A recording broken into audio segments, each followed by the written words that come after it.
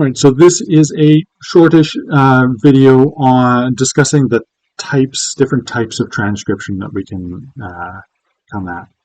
So from the textbook again, remember that we're sort of following the Reitz and Youngman textbook here. This section goes through a variety of approaches. You can look at broad versus narrow transcription, which is really a continuum. A transcription can be broader or narrower, having less or more phonetic detail included. We looked at the textbook mentions impressionistic or general transcriptions and phonemic transcriptions, and those kind of lie at two ends of a continuum too. The impressionistic or general transcription being if you really don't know anything about a language, and phonemic, you really have to know the phonological system of the language.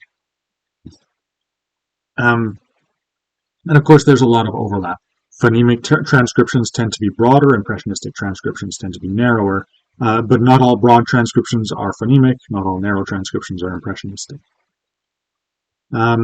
It's important to keep in mind the goals of the transcription and the information that's used when you're trying to characterize what kind of transcription you have. I know I said in a previous video that a transcription is a description of a pronunciation and it's kind of meaningless unless it's describing a pronunciation. We find in this section that's not entirely true. Sometimes the goal of a transcription is to represent what's in people's heads as they produce or receive or even just think about spoken words. Right, so this is the phonemic transcription. It's trying to capture a mental representation of speech. It's still connected to speech in the sort of causal chain that the mental representation generates the speech. The speech that's being heard generates a mental representation on the way to understanding, but it's not directly representing the speech itself. And that's indicated, remember, by using a different kind of brackets. Phonemic transcriptions use the slash brackets, phonetic transcriptions use the square brackets.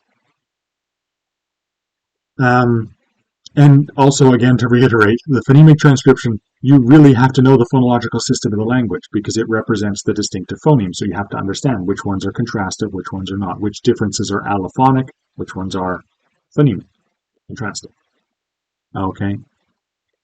And, you know, allomorphic variation, which is kind of next door to allophonic variation.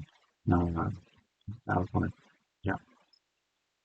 Okay, so in addition to the specific vocabulary around these different types of transcription, I hope this section brings home to you that phonetic transcription is more involved than just reporting the sounds, right?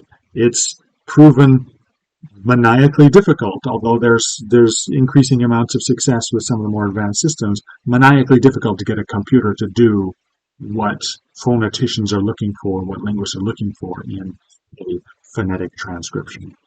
So it's worth your while to learn this skill because it's not something that your computer is just going to be able to do with snap fingers.